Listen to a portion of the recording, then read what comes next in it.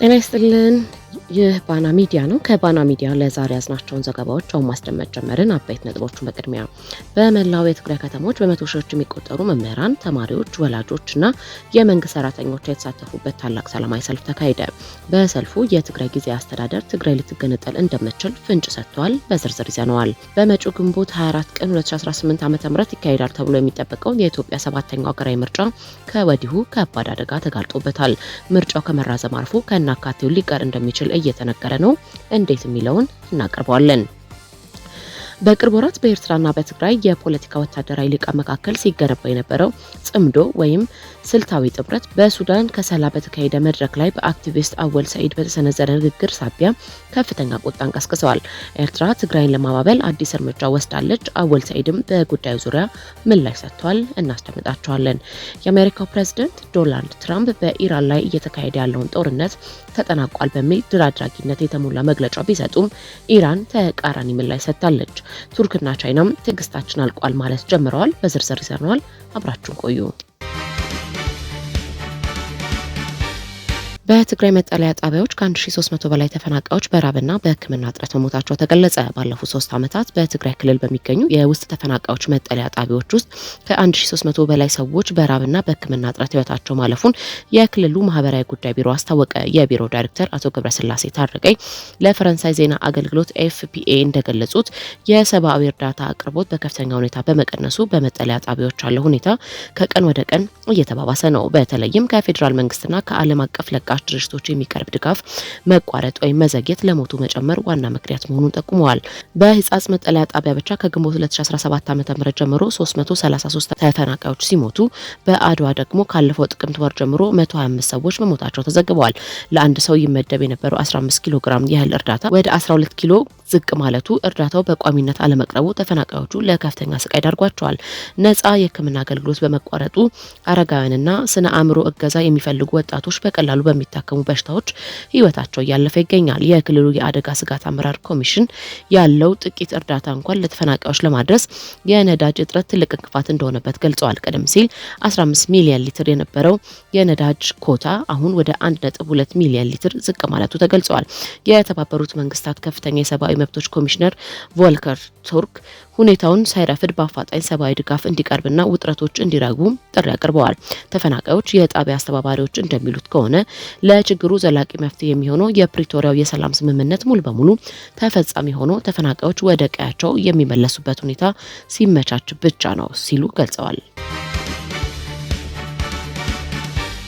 በመላ የትግራይ ከተሞች በመቶ ሺዎች የሚቆጠሩ መምህራን፣ የተማሪ ወላጆችና የመንግስት ሰራተኞች የተሳተፉበት ታላቅ ሰላማዊ ሰልፍ ተካሄደ። የትግራይ ክልል ትምህርት ቢሮ፣ የትግራይ መምህራን ማህበርና የተማሪ ወላጆች ማህበር በጋራ ባዘጋጁት በዚህ ሰልፍ የፌዴራል መንግስት በትግራይ ላይ የጣለውን የበጀት እገዳና የደሞዝ መከልከል በጽኑ ተቃውመዋል። ሰልፈኞቹ ትምህርት የመብት እንጂ የፖለቲካ መደራደሪያ አይደለም፣ የመምህራንን ደሞዝ መከልከል ትውልድን የመግደል ያህል ነው፣ በጀት መከልከል የሰላም ስምምነቱን መጣስ ነው የሚሉ መፈክሮችን አጋብተዋል።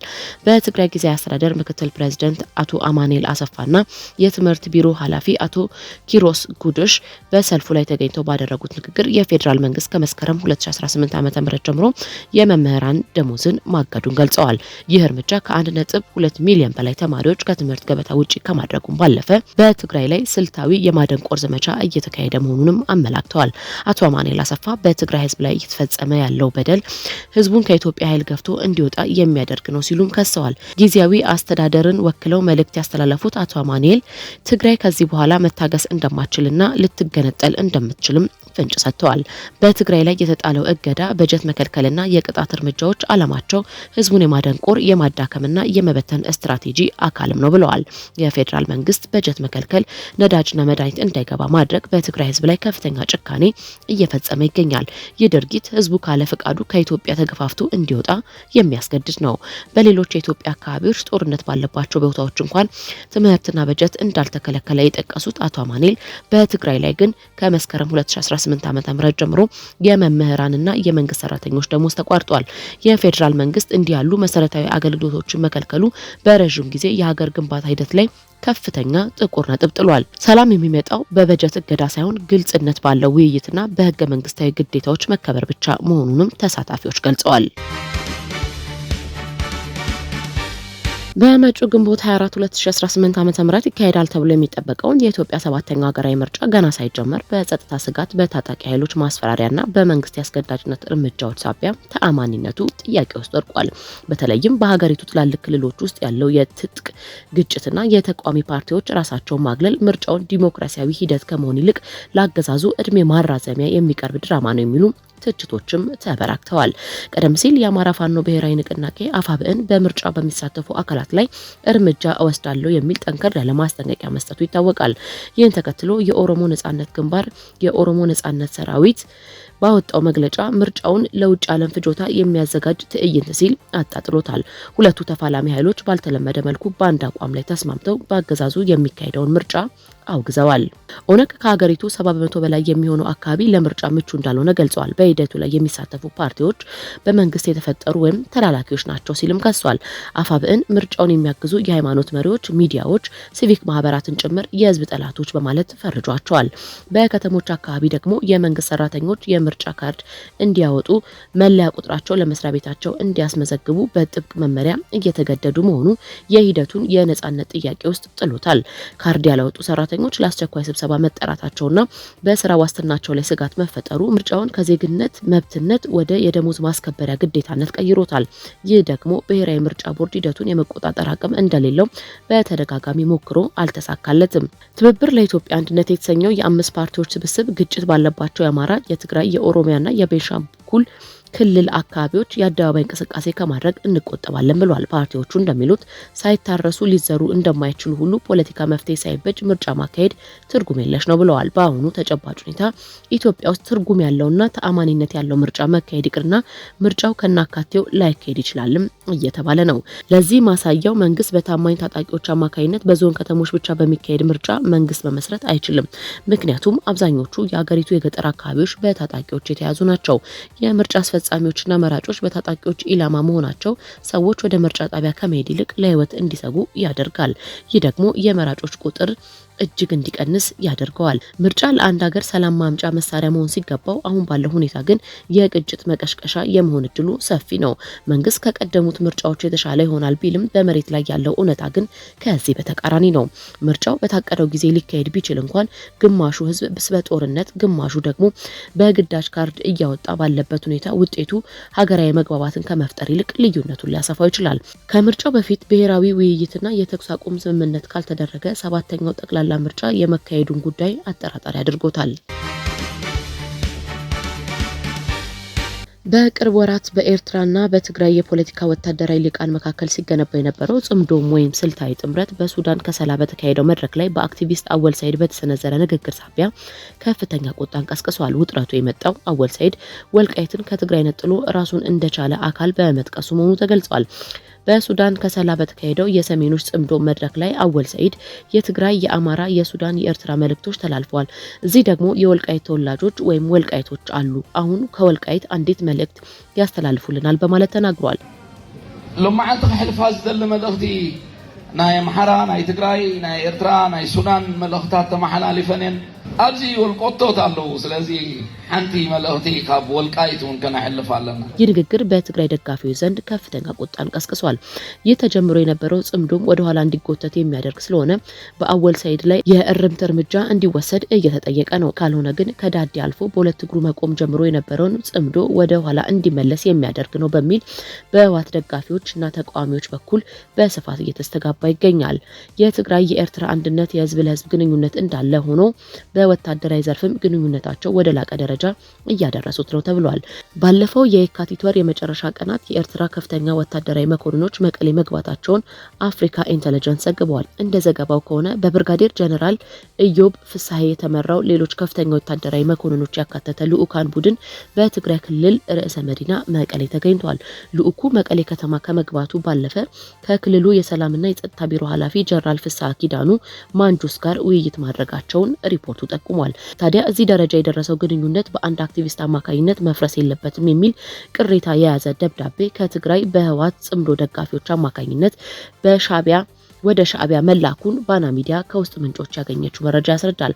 በሻዕቢያ በኩልም ቅሬታው ተገቢ መሆኑንና በአወል ሰይድ ላይ ከፍተኛ ወቀሳና ትችት እንደቀረበ ያገኘነው መረጃ ያስረዳል።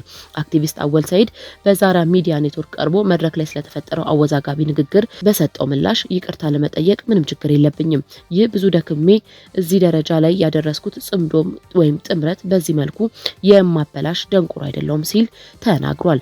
ስለ ሁኔታው ሲያስረዳም ከወልቃይት የመጣው ልጅ ከመድረክ በስተጀርባ በትግረኛ ቋንቋ ተዋውቆኝ ከወልቃይት የመጣውት መልእክት ማስተላለፍ እንፈልጋለን ብሎኛል።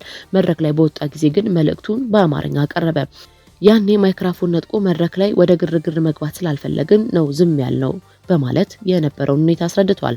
የአክቲቪስቱ ንግግር ቁጣን ቢቀሰቅስም በመሬት ላይ ያለው ወታደራዊ ግንኙነት ግን ወደ ላቀ ደረጃ እየተሸጋገረ መሆኑን የሚጠቁሙ መረጃዎች እየወጡ ነው። የሁለቱ ኃይሎች ግንኙነት በአንድ ግለሰብ ንግግር ብቻ ይፈርሳል ብሎ ማሰብ የዋህነት ነው ያሉት ምንጮቻችን የትግራይና የኤርትራ ቀረቤታ የመነጨው ከጋራ ስልታዊ ጥቅምና በፌዴራል መንግስት ላይ ካላቸው ተመሳሳይ ስጋት እንጂ በስሜታዊነት ላይ የተመሰረተ አይደለም ብለዋል። በመሆኑም እንደ አወል ሰይድ ያሉ ንግግሮች እንቅፋት ሊሆኑ ቢችሉም ግንኙነቱ ሙሉ በሙሉ የማፍረስ ግን አቅም የላቸውም። አክቲቪስቶች የፖለቲካ ትኩሳቱን ሚና ከፍ የማድረግ ሚና አላቸው። ይሁን እንጂ በጀነራል ኢዮብ ፍስሐዬና በጀነራል ፍስሐ ኪዳኑ ማንጁስ መካከል የሚደረግ ወታደራዊ ስምምነት ከአክቲቪስቶች ጩኸት በላይ ነው ይላሉ። ፖለቲካው የሚመራው በዲፕሎማሲ መስመር እንጂ በፌስቡክ ወይም በመድረክ ንግግር ብቻ አይደለም ሲሉ ያክላሉ። የአወል ሰይድ ንግግር ያሳየው አንድ እውነታ ወልቃይታውንም ለጽምዶም ሂደት ፈንጂ መሆኑን ነው። ኤርትራ በዚህ ጉዳይ ላይ የምትይዘው አቋም በትግራይ ሊቃን ዘንድ እንደ ትልቅ መፈተኛ ይታያል። አወል ሰይድ ይቅርታ እንዲጠይቅ በኤርትራ በኩል ግፊት መደረጉ አስመራ የትግራይ ደህንነትና ስሜት ለመጠበቅ ያላትን ፍላጎት የሚያሳይ ስልታዊ ማባባያ ሊሆን እንደሚችል ግምታቸውን ያስቀምጣሉ። ጽምዶን በአንድ አክቲቪስት ንግግር አይፈርስም። ነገር ግን እንዲህ ያሉ ንግግሮች በህዝብ ዘንድ ጥርጣሬን ስለሚሰራ ሂደቱን አዝጋሚና ውስብስብ ሊያደርገው እንደሚችል ምንጮቻችን ገልጸዋል። የአሜሪካው ፕሬዝዳንት ዶናልድ ትራምፕ በኢራን ላይ እየተካሄደ ያለው ጦርነት ተጠናቋል በሚል ድል አድራጊነት የተሞላው መግለጫ ቢሰጡም ኢራን ድርድሩን ማስተባበሏን ተከትሎ የዓለም የነዳጅ ገበያ ወደ ከፋ ቀውስ ውስጥ ገብቷል።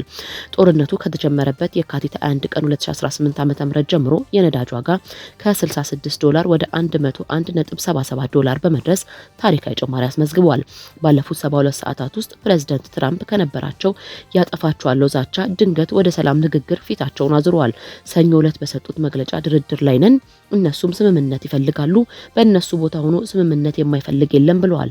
ፕሬዝዳንቱ አክለውም የኢራን የባህር ኃይል፣ አየር ኃይልና የመገናኛ አውታሮች ሙሉ በሙሉ መውደማቸውን በመግለጽ ያላቸው ነገር ሁሉ አልቋል ሲሉ በጦርነቱ ወታደራዊ ድል መቀዳጀታቸውን አውጀዋል። ሆኖም ይህ የትራምፕ መግለጫ በኢራን በኩል ወዲያው ውድቅ ተደርጓል። ቴሄራን ከአሜሪካ ጋር ያደረግነው ምንም አይነት ቀጥተኛም ሆነ ኢ ቀጥተኛ የሰላም ድርድር የለም ስትል አስተባብላለች። የቻይና ውጭ ጉዳይ ሚኒስትር ዋንጊውን ከኢራኑ አቻቸው ጋር አባስ አራቅቺ ጋር በስልክ ተወያይተዋል። ዋንጊውን ከመዋጋት ይልቅ መነጋገር ይሻላል በሚል ቴሄራንን ወደ ሰላም ጠረጴዛ እንድትመጣ መክረዋል። የቱርክ ፕሬዝዳንት ጣይር ኤርዶጋን ጦርነቱ እያስከተለ ያለው ኢኮኖሚያዊ መዘዝ ከአቅም በላይ እየሆነ መሆኑንም ገልጸው ግጭቱ በአስቸኳይ እንዲቆም የቀረቡ ጥሪዎችን እንደሚደግፉ አስታውቋል።